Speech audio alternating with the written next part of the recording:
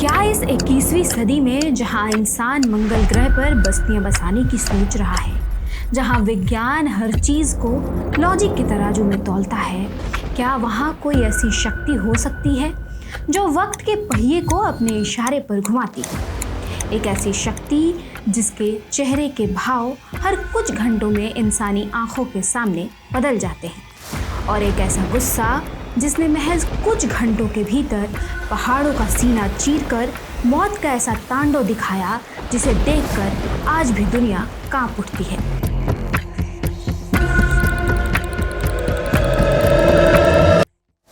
हम बात कर रहे हैं किसी काल्पनिक कहानी की नहीं, बल्कि उत्तराखंड की उस पावन, दिव्य और उतनी ही रहस्यमयी धरती की जिसे दुनिया देवभूमि कहती है। श्रीनगर गढ़वाल से लगभग 14 किलोमीटर दूर उफनती हुई अलकनंदा नदी के ठीक बीचों बीच पानी की खौलती लहरों को चीरता हुआ एक ऐसा सिद्धपीठ खड़ा है जिसे माँ धारी देवी कहा जाता है। यह कोई साधारण मंदिर नहीं है। इस मंदिर की दीवारों में, इसके पत्थरों में और इसके नीचे बहने वाले पानी में कुछ ऐसा छिपा है जिसे आज तक कोई वैज्ञानिक, कोई रिसर्चर डिकोड नहीं कर पाया। आज के इस विशेष वीडियो में हम सिर्फ माँ धारी देवी की कहानी नहीं सुनेंगे, बल्कि हम उन रहस्य की गहराइयों में उतरेंगे जो पिछले 2500 सालों से इस नदी के सीने में दफन है। आज हम जानेंगे उस रक्त रंजित इतिहास को, आदि गुरु शंकराचार्य के उस गुप्त अनुभव को और 2013 की उस काली रात की उस खौफनाक सच को जिसे सुनकर आपके रोंगटे खड़े हो जाएंगे। चलिए सबसे पहले बात करते हैं उस चमत्कारी रहस्य की जिसे देखने हर साल लाखों लोग यहाँ आते हैं, लेकिन लौटते हैं एक अनसुलझे सवाल के साथ। इस मंदिर में स्थापित मां काली की मूर्ति कोई स्थिर पत्थर नहीं है, यह मूर्ति जीवित है। हाँ, आपने सही सुना। स्थानीय पुजारियों और यहाँ आने वाले वैज्ञानिकों का भी मानना है कि इस मूर्ति के भाव और आकार दिन में 3 बार बदलते हैं। जब सुबह की पहली किरण अलकनंदा के पानी को छूती है, तब अगर आप मंदिर के गर्भगृह में कदम रखेंगे तो आपको मूर्ति में एक छोटी मासूम कन्या का रूप दिखाई देगा। उनके चेहरे पर वही मासूमियत, वही कोमलता होगी जो एक 5 से 6 साल की बच्ची के चेहरे पर होती है। लेकिन जैसे जैसे सूरज आसमान के बीचों बीच आता है, दोपहर की तपिश बढ़ती है। मूर्ति के भीतर एक अदृश्य बदलाव शुरू होता है। दोपहर ठीक 12 से 2 के बीच वही मासूम चेहरा अचानक एक अत्यंत ओजस्वी ओरा से भरी युवती यानी नवयौवना के रूप में बदल जाता है। उनके चेहरे पर एक अजीब सा तेज, एक गुस्सा और एक शक्ति नजर आने लगती है। और कहानी यही खत्म नहीं होती। जैसे ही पश्चिम में सूरज ढलने लगता है, परिंदे अपने घोंसलों की तरफ लौटने लगते हैं और शाम की आरती का समय होता है। माँ की मूर्ति का रूप तीसरी बार बदलता है। अब वे एक वृद्धा यानी बूढ़ी महिला के रूप में दिखाई देती हैं। चेहरे पर झुर्रियों का एहसास, आंखों में एक गंभीर, शांत और पूरी सृष्टि का ज्ञान समेटे हुए एक माँ का स्वरूप। आखिर ऐसा कैसे मुमकिन है? कई वैज्ञानिकों ने इस पर रिसर्च करने की कोशिश की। कुछ का कहना था कि यह सूर्य की रोशनी के अलग अलग कोणों के कारण होने वाला एक ऑप्टिकल इल्यूजन यानी दृष्टि भ्रम है। लेकिन हैरान करने वाली बात यह है कि चाहे आसमान में घने बादल छाए हों या मंदिर के भीतर आर्टिफिशियल लाइट लगाई जाए, मूर्ति के चेहरे के भावों का बदलना बंद नहीं होता। स्थानीय लोग कहते हैं कि यह मूर्ति हमें हर रोज याद दिलाती है कि इंसानी जीवन का सच क्या है, बचपन, जवानी और बुढ़ापा, और कैसे एक दिन सब कुछ इसी मिट्टी में मिल जाना है। लेकिन इस अलौकिक शक्ति के पीछे छुपा है इतिहास का एक ऐसा पन्ना जो दर्द, विश्वासघात और रोंगटे खड़े कर देने वाली क्रूरता से भरा हुआ है। आखिर यह मूर्ति अलकनंदा की लहरों के बीच आई कैसे? क्यों माँ का सिर्फ सिर यहाँ है और धड़ कहीं और? इसके लिए हमें समय के पहिए को सदियों पीछे घुमाना होगा। पौराणिक मान्यताओं के अनुसार सतयुग या मध्यकाल के उस दौर में इस क्षेत्र में एक परिवार रहता था। उस परिवार में 7 भाई थे और उन 7 भाइयों की इकलौती लाडली बहन थी धारी। माता पिता का साया बचपन में ही सिर से उठ चुका था, इसलिए भाइयों ने ही अपनी इस छोटी बहन को पाला पोषा था। धारी का स्वभाव बहुत ही सीधा, सरल और वात्सल्य से भरा था। वह दिन रात अपने भाइयों की सेवा में लगी रहती थी। उनके लिए खाना बनाती और उन्हें ही अपना पूरा संसार मानती थी। पर कहते हैं ना कि किस्मत जब क्रूर खेल खेलती है तो सबसे पहले बुद्धि को हर लेती है। जब धारी महज 7 वर्ष की हुई तो गांव में एक तांत्रिक या ज्योतिषी आया। उसने लड़की की कुंडली और उसके सांवले रंग को देखकर एक ऐसी खौफनाक भविष्यवाणी की जिसने भाइयों के होश उड़ा दिए। ज्योतिषी ने कहा, यह कन्या कोई साधारण कन्या नहीं है। इसके ग्रह नक्षत्र इसके भाइयों के लिए साक्षात काल है। अगर यह इस घर में रही तो एक एक करके तुम सब मौत के मुंह में समा जाओगे। शुरुआत में भाइयों ने इस बात पर ध्यान नहीं दिया, लेकिन अंधविश्वास का जहर धीरे धीरे अपना काम कर रहा था और तभी एक भयानक इत्तेफाक हुआ। कुछ ही सालों के भीतर एक एक करके 5 भाइयों की रहस्यमयी हालतों में मौत हो गई। अब बचे थे सिर्फ 2 भाई, दोनों शादीशुदा थे। उनकी पत्नियों के मन में मौत का खौफ बैठ गया। उन्होंने अपने पतियों के कान भरने शुरू किए, जब तक यह मनहूस लड़की इस घर में जिंदा है तुम दोनों भी नहीं बचोगे। डर इंसान से कुछ भी करवा सकता है और उस रात डर ने रिश्तों का कत्ल कर दिया। एक बेहद घनी काली रात, बाहर तेज बारिश हो रही थी और अलकनंदा नदी उफान पर थी। 13 साल की वो मासूम बच्ची अपने भाइयों के सुरक्षित भविष्य की दुआ मांगते हुए गहरी नींद में सो रही थी। तभी अंधेरे में 2 साए उसके खाट के पास पहुंचे। उनके हाथों में नंगी तलवारें थीं जो बिजली की कड़कड़ाहट में चमक रही थी। इससे पहले कि उस बच्ची की आंख खुलती, उन सगे भाइयों ने अपनी ही बहन की गर्दन पर तलवार चला दी। एक झटके में उस मासूम का सिर धड़ से अलग हो गया। चारों तरफ खून फैल गया। अपने पाप को छुपाने के लिए उन भाइयों ने उस लहूलुहान कटे हुए सिर और धड़ को अलकनंदा नदी की तेज खौलती हुई धारा में बहा दिया। इंसानों ने तो अपना क्रूर न्याय कर दिया था, लेकिन वो ये भूल गए थे कि जिस बहन को उन्होंने आम लड़की समझा था वह साक्षात महाकाली का अंश थी। दिव्य शक्ति को न तो तलवार काट सकती है और न ही पानी डुबा सकता है। वह कटा हुआ सिर नदी की लहरों पर बहता हुआ धारी गांव के पास पहुंचा। सुबह का समय था। चारों तरफ धुंध छाई हुई थी। गांव का एक गरीब चरवाहा या ग्रामीण नदी के किनारे कपड़े धो रहा था। अचानक उसकी नज़र पानी में बहती हुई एक चीज़ पर पड़ी। जब वह चीज़ करीब आई तो उसके होश उड़ गए। पानी में एक इंसान का कटा हुआ सिर तैर रहा था। वह डर के मारे चीख पड़ा और पीछे भागा। वह गांव की तरफ भागने ही वाला था कि तभी अलकनंदा की लहरों को चीरती हुई पूरे आसमान में एक ऐसी अलौकिक गूंजती हुई आवाज़ आई जिसने उस ग्रामीण के कदमों को वहीं पर जाम कर दिए। ठहरो पुत्र, मुझसे डरो मत। मैं कोई प्रेत आत्मा नहीं, मैं साक्षात शक्ति हूँ। आगे बढ़ो और मुझे इस ठंडे पानी से बाहर निकालो। मैं तुम्हें वचन देती हूँ, इस बर्फीले पानी में जहाँ जहाँ तुम्हारे कदम पड़ेंगे वहाँ वहाँ पत्थर अपने आप सीढ़ियों का रूप लेते जाएंगे। उस ग्रामीण ने हिम्मत जुटाई। उसने कांपते हुए पैरों से नदी के भीतर कदम रखा और चमत्कार, जैसे ही उसका पैर पानी में जाता नीचे से एक अदृश्य पत्थर ऊपर आता और सीढ़ी बन जाता। वह पानी के बीचों बीच पहुंचा। उसने उस कटे हुए सिर को उठाया। जैसे ही उसके हाथ उस सिर पर लगे वह लहूलुहान सिर साक्षात पत्थर की एक बेहद खूबसूरत मूर्ति में तब्दील हो गया। देवी के आदेशानुसार उस मूर्ति को नदी के ठीक बीच में एक विशाल शिला पर स्थापित किया गया और वही जगह आज माँ धारी देवी का सिद्धपीठ है। लेकिन यहाँ एक और बड़ा रहस्य है जो बहुत कम लोग जानते हैं। माँ का सिर तो यहाँ धारी गांव में रुक गया, लेकिन उनका धड़ बहते बहते रुद्रप्रयाग के काली मठ नाम की जगह पर जाकर रुका। आज भी काली मठ में माँ के निचले अंग की पूजा होती है और धारी देवी में ऊपरी अंग की। जब तक कोई भक्त इन दोनों जगहों के दर्शन नहीं कर लेता तब तक उसकी 4 धाम यात्रा या शक्ति की साधना अधूरी मानी जाती है।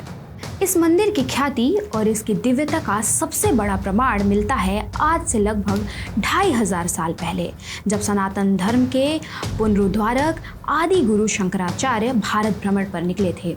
जब वे केदार खंड यानी आधुनिक उत्तराखंड की इस पावन भूमि से गुजर रहे थे तो वे इसी धारी देवी के स्थान पर रुके उस जमाने में इस मंदिर के ठीक समीप एक अत्यंत पवित्र और रहस्यमय कुंड हुआ करता था, जिसे सूर्य कुंड कहा जाता था। इस कुंड की खासियत यह थी कि इसमें सुबह से लेकर शाम तक सूर्य देव का प्रतिबिंब साक्षात दिखाई देता था। भले ही मौसम कैसा भी हो, शंकराचार्य दिन भर की कठिन पहाड़ी यात्रा से थककर चूर थे। संध्या का समय था, वे उस कुंड के किनारे बैठकर विश्राम कर रहे थे।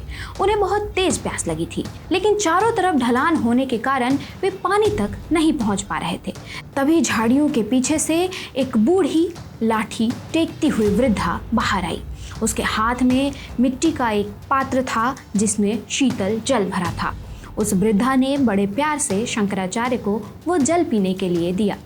और चमत्कार देखिए, पानी की महज एक बूंद जैसे ही शंकराचार्य के गले से नीचे उतरी, उनके शरीर की महीनों की थकान, पैरों के छाले और मानसिक तनाव पलक झपकते ही गायब हो गए। उनका शरीर एक असीम ब्रह्मांडीय ऊर्जा यानी कॉस्मिक एनर्जी से भर गया। शंकराचार्य ने तुरंत अपनी आंखें बंद की और अपनी दिव्य दृष्टि से देखा। उनके सामने जो खड़ी थी वो कोई साधारण पहाड़ी बुजुर्ग महिला नहीं थी, बल्कि स्वयं जगत जननी महाशक्ति धारी देवी थी।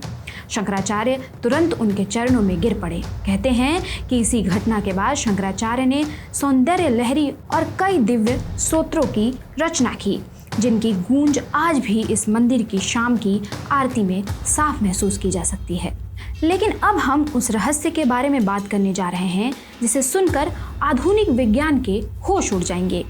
माँ धारी देवी को उत्तराखंड के चारों धामों की संरक्षिका कहते हैं, यानी द प्रोटेक्टर ऑफ चार धाम। बद्रीनाथ, केदारनाथ, गंगोत्री और यमुनोत्री, इन चार धामों की सुरक्षा का अदृश्य कवच माँ धारी देवी हैं। स्थानीय लोगों और पुराणों में एक सख्त चेतावनी दी गई थी। माँ धारी देवी को अपनी इस मूल शिला से हटना बिल्कुल पसंद नहीं है। अगर कभी भी इंसानों ने इस मूर्ति को या इस मंदिर को यहाँ से हिलाने की गुस्ताखी की तो विनाश ऐसा आएगा जिसे पूरी दुनिया याद रखेगी।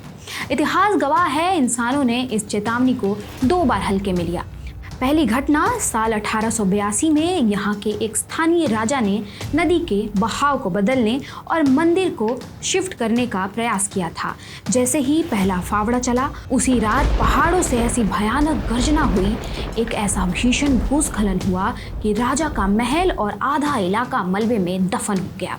राजा ने तुरंत माफ़ी मांगी और मंदिर को वैसे ही छोड़ दिया, लेकिन इंसान अपनी गलतियों से कहाँ सीखता है।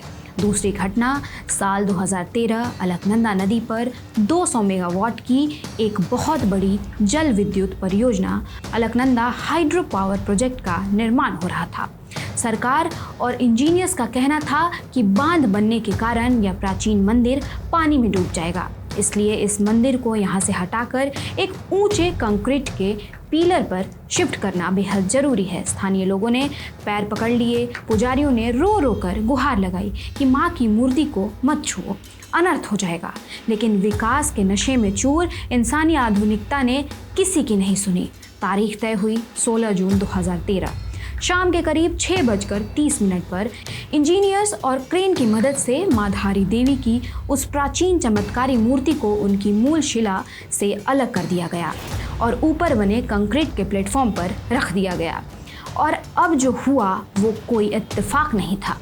इतिहास गवाह है, जैसे ही शाम को 6:30 बजे मूर्ति अपनी जगह से हटी, ठीक उसके महज कुछ घंटों के बाद यानी उसी रात को केदारनाथ की पहाड़ियों पर आसमान फट गया। चोराबारी झील का बांध टूट गया। मंदाकिनी और अलकनंदा नदियां इतिहास के सबसे भयानक रौद्र रूप में आ गई। 16 और 17 जून की उस काली रात को केदार घाटी में वो मौत का तांडव हुआ जिसकी कल्पना आज भी रूह कपा देती है। हजारों लोग जिंदा मलबे में दफन हो गए। आलीशान होटल और इमारतें ताश के पत्तों की तरह ढह गईं। पूरा उत्तराखंड विनाश के समंदर में डूब गया। हैरान करने वाली बात जानते हैं क्या है? विज्ञान कहता है कि यह एक क्लाउड बर्स्ट यानी प्राकृतिक आपदा थी, लेकिन स्थानीय निवासी और भक्त आज भी छाती ठोक कर कहते हैं कि यह प्रकृति का गुस्सा नहीं बल्कि माँ धारी देवी का साक्षात रौद्र रूप था। जैसे ही मां को उनके स्थान से हटाया गया, उत्तराखंड का सुरक्षा कवच टूट गया और तबाही ने सब कुछ लीन लिया। उस भयानक आपदा के कई सालों बाद आज मां धारी देवी का मंदिर उसी अलकनंदा नदी के बीचों बीच एक बेहद भव्य और ऊंचे नए रूप में बनकर तैयार हो चुका है। साल 2023 और 2024 में मां को पुनः उनके नए गर्भगृह में स्थापित किया गया। आज भी यहाँ जब रोज सुबह शाम को आरती होती है तो घंटियों और शंखों की आवाज से पूरी घाटी गूंज उठती है। यहाँ आने वाले भक्त कहते हैं कि अगर आप सच्चे मन से आंखों में आंसू लेकर माँ के सामने खड़े हो जाएं तो माँ आपकी हर मुराद पूरी करती है। नवविवाहित जोड़े अपने सुखी वैवाहिक जीवन के लिए यहाँ सिर झुकाते हैं और 4 धाम जाने वाले यात्री आज भी सबसे पहले यहाँ आकर माँ की अनुमति लेते हैं। अब इस मंदिर के साइंटिफिक यानी वैज्ञानिक पहलुओं के बारे में आपको बताते हैं। उत्तराखंड में अलकनंदा नदी के बीचों बीच स्थित मां धारी देवी का मंदिर आस्था के साथ साथ प्राचीन भारत की एडवांस्ड साइंस और इंजीनियरिंग का एक जीता जागता सबूत है। अगर हम यहाँ माँ की मूर्ति के बदलते रूपों को देखें तो इसके पीछे एक बेहतरीन ऑप्टिकल फेनोमेना काम करता है।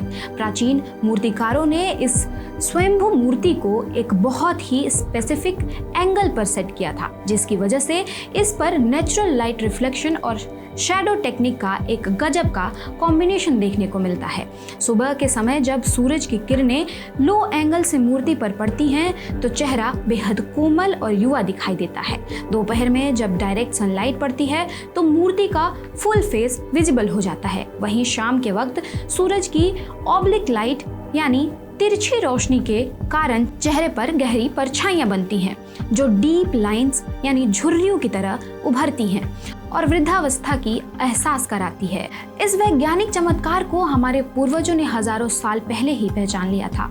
इसके अलावा अलकनंदा जैसी उफनती नदी के भीषण बहाव के बीच इस रॉक का टिके रहना प्राचीन सिविल इंजीनियर्स की दूरदर्शिता को दिखाता है। इसके पीछे छुपा है फ्लूइड डायनेमिक्स का एक परफेक्ट एग्जाम्पल।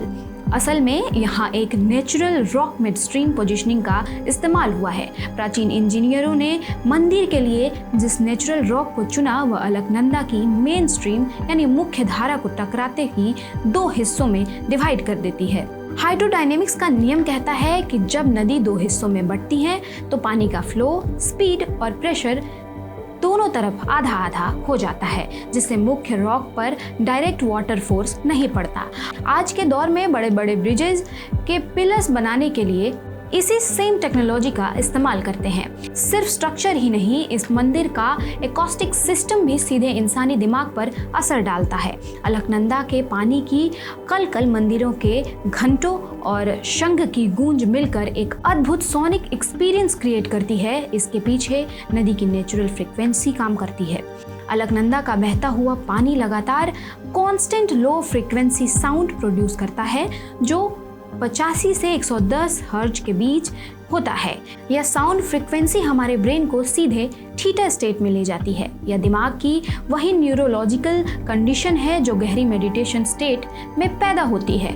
हमारे पूर्वजों ने जानबूझकर नदी के बीचों बीच यह मंदिर इसलिए बनाया ताकि यह नेचुरल फ्रीक्वेंसी लोगों को तुरंत डी-स्ट्रेट करके एक डिवाइन एक्सपीरियंस दे सके। अगर इसकी ज्योग्राफिकल लोकेशन को देखें तो यहाँ की इंजीनियरिंग और भी हैरान करती है। मां धारी देवी का मंदिर ठीक केदारनाथ और बद्रीनाथ के बीच में स्थित है, जिसे प्राचीन लोगों ने 4 धाम रूट पर एक एनर्जी पॉइंट की तरह चुना था। मॉडर्न जियोमैग्नेटिक स्टडीज बताती है कि यह पूरा एरिया एक हाई मैग्नेटिक फील्ड जोन में है। इसके साथ ही नदी के बहते पानी के घर्षण यानी फ्रिक्शन से हवा में भारी मात्रा में नेगेटिव आयंस जनरेट होते हैं।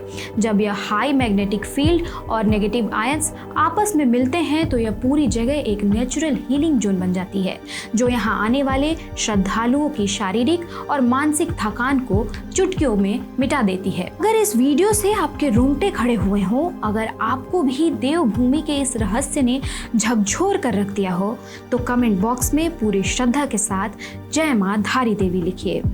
और आपको ये वीडियो अच्छी लगी तो इसे लाइक करें और अपने परिवार और दोस्तों के साथ शेयर ज़रूर करें ताकि हर घर तक माँ की यह महिमा पहुँच सके।